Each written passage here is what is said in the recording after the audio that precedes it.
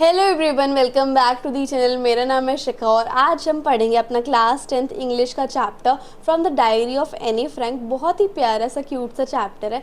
Start करने से पहले तीन इंपॉर्टेंट चीज़ें, अगर आपको कोई भी डाउट आए तो आप मुझे इंस्टाग्राम पे फॉलो करके डीएम कर सकते हैं। और अगर आपको ये पीडीएफ चाहिए जिसके अंदर आपको नोट्स भी मिलेंगे, इंपॉर्टेंट क्वेश्चंस भी मिलेंगे, प्रीवियस ईयर क्वेश्चंस भी मिलेंगे, मतलब all in one combined PDF चाहिए तो वो आपको मिल जाएगी टेलीग्राम पर। थर्डली, अगर आपको रेगुलर टेस्ट सीरीज में पार्टिसिपेट करना है तो you can follow me on WhatsApp channel 2। तीनों के link, Instagram, Telegram and WhatsApp के लिंक आपको डिस्क्रिप्शन बॉक्स में मिल जाएगी। Make sure you follow on all the 3 platforms. तो बिना किसी देरी के स्टार्ट करते हैं। तो जो ऑथर होती है उसे बड़ा अजीब और अनयूजुअल लग रहा है क्योंकि वो अपनी फीलिंग्स और एक्सपीरियंसेस के बारे में अपनी डायरी में लिखना चाहती है और वो डायरी पहली बार लिख रही है। वो ऐसा she feels that because she thinks in the future no one, वो इसको ऐसा इसलिए लगता है क्योंकि उसे लगता है कि फ्यूचर में शायद मेरी डायरी कोई भी पढ़ना पसंद नहीं करेगा क्योंकि मैं तो एक छोटी सी लड़की हूँ जो कि स्कूल में जाती हूँ।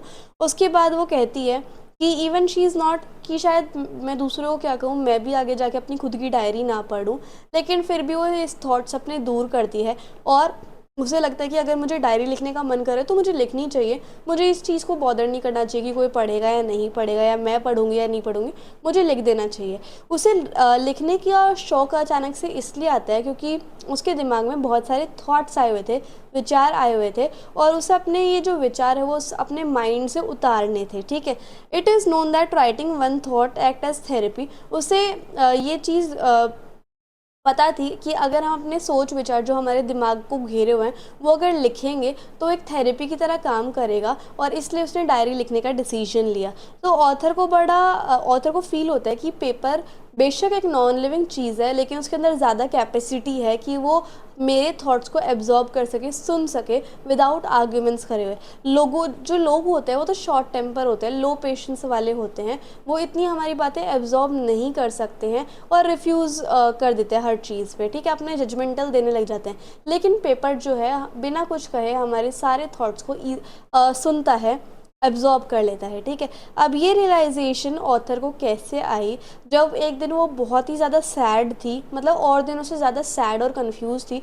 वो ये भी डिसाइड नहीं कर पा रही थी कि मुझे अपने घर से बाहर जाना चाहिए या नहीं जाना चाहिए। तो फाइनली उसने डिसाइड किया कि मैं घर पे रहूँगी और वो बैठ गई क्योंकि वो डिप्रेस थी और बहुत गहरे थॉट में थी। उसने सोचा कि ठीक है, पेपर के पास ज़्यादा पेशेंस है, तो उसने लिखना चालू कर दिया जो जो उसके दिमाग में आया। और वो ये नहीं चाहती थी कि कोई इसको पढ़े क्योंकि उसे जब तक उसे कोई रियल फ्रेंड नहीं मिल जाता। ठीक, अब रियल फ्रेंड का यहाँ पर क्या मीनिंग है, ऐसा फ्रेंड जिससे वो अपने सारे सीक्रेट जो है वो शेयर कर सके।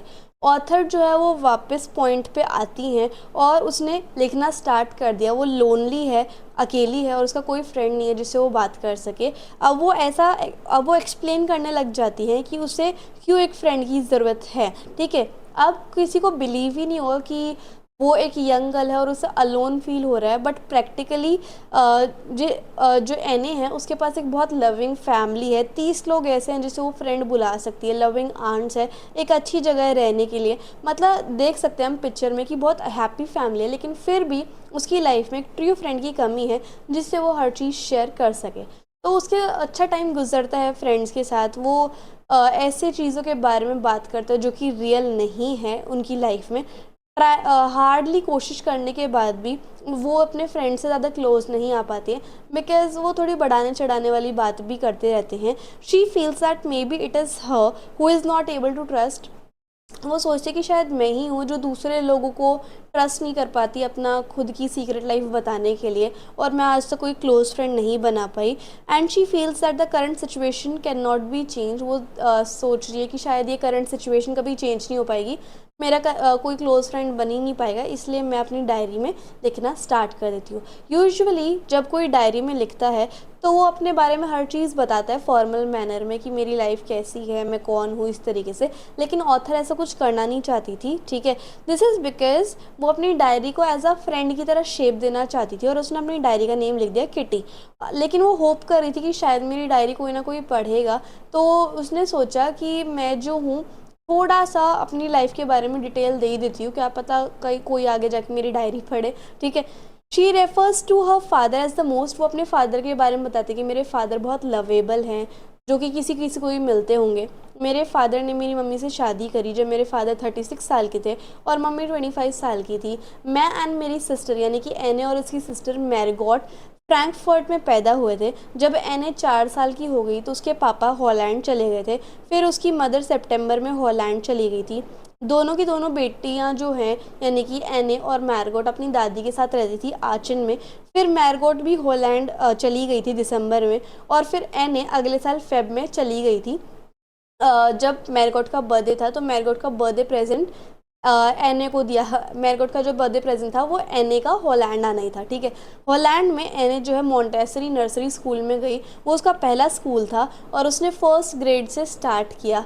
उसकी जो हेड मिनिस्ट्रेस थी या फिर उसकी जो क्लास टीचर थी वो कौन थी, मिस क्यूपेरस। और जब वो 6th क्लास में आई उसकी फेयरवेल के टाइम पे, एने की फेयरवेल के टाइम पे वो रोई भी थी। तो 1941 में जो ऑथर का बर्थडे था वो अच्छे से सेलिब्रेट नहीं हो पाया था क्योंकि उसकी ग्रैंड मदर जो है, उसकी दादी जो है वो बीमार हो गई थी और एक ऑपरेशन में चली गई थी और एक ऑपरेशन के थ्रू उन्हें जाना पड़ा था और जनवरी में उनका देहांत हो गया था 1942 में।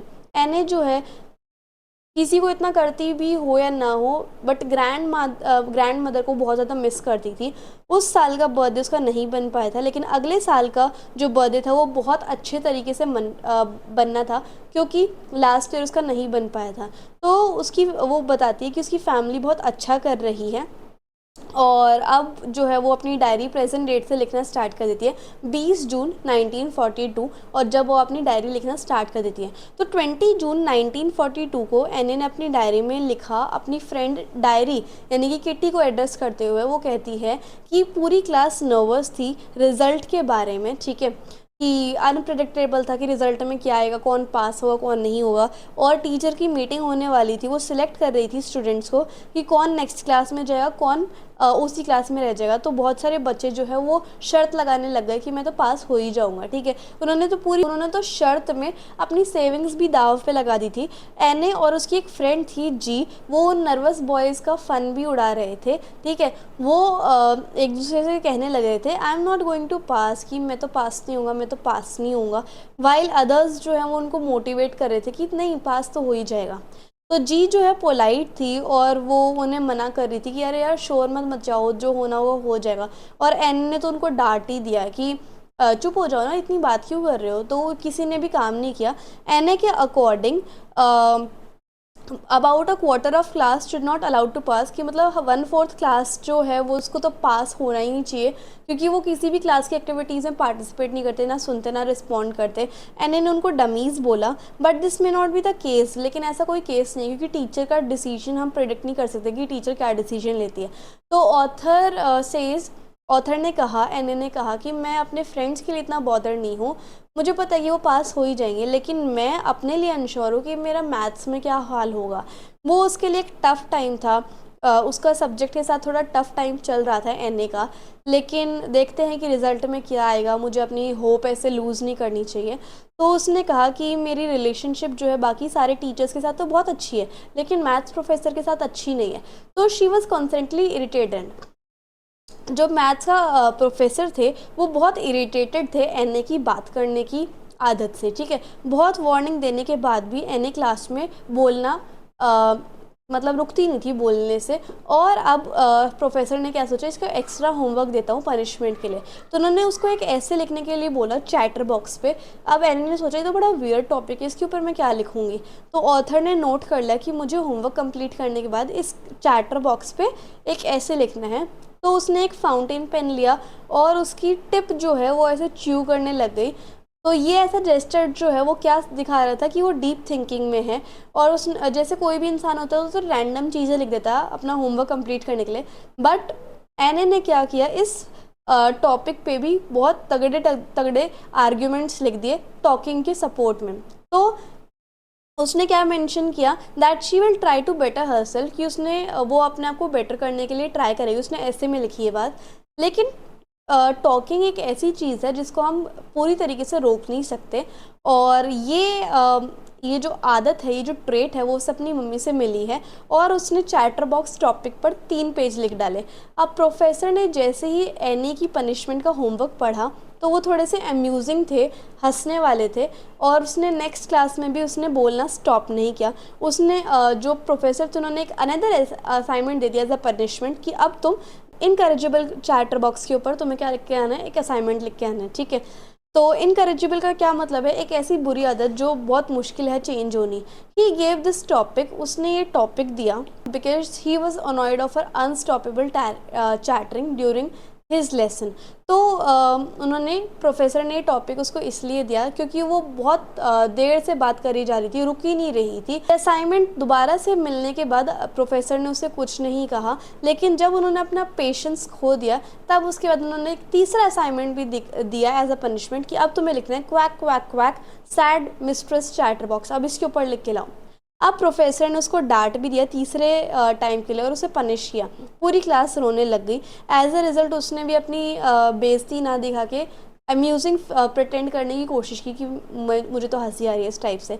After writing twice on similar topic, 2 बार तो लिख ही चुकी थी सेम ही टॉपिक पे, अब उसके पास थॉट्स नहीं बचे हुए थे। तो उसे एक फ्रेंड मिलती है सेने, जो कि पोइट्री में अच्छी है और वो उसकी हेल्प ले लेते हैं ताकि वो राइमिंग वर्ड्स में एक पोएम लिख सके, quack quack quack sad mistress chatter box पर, ठीक है। अब उस पूरे असाइनमेंट के सिनेरियो ने एने को थोड़ा शर्मिंदा कर दिया और लेकिन उसने सोचा था कि मैं इसका भी इफेक्टिव रिप्लाई दूंगी no matter what. She finally wrote her third assignment, उसने अपना थर्ड असाइनमेंट लिखा पोएम की फॉर्म में, जो कि बहुत अच्छा हुआ था। उसने एक सटायर लिखा था कि एक फादर स्वैन ने अपने 3 बेबी डकलिंग को मारा क्योंकि वो बहुत नॉइजी नेचर के थे और उन सब की डेथ हो गई।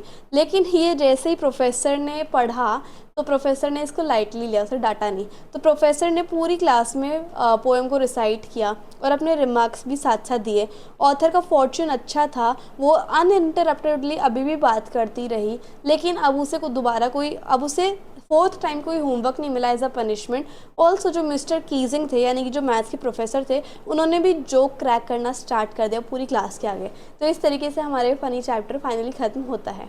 सो आई होप आपको वीडियो और एक्सप्लेनेशन बहुत अच्छी लगी होगी। So if you like the video and the explanation then please like share comment and subscribe the channel. Also follow on all the platforms. Thank you so much.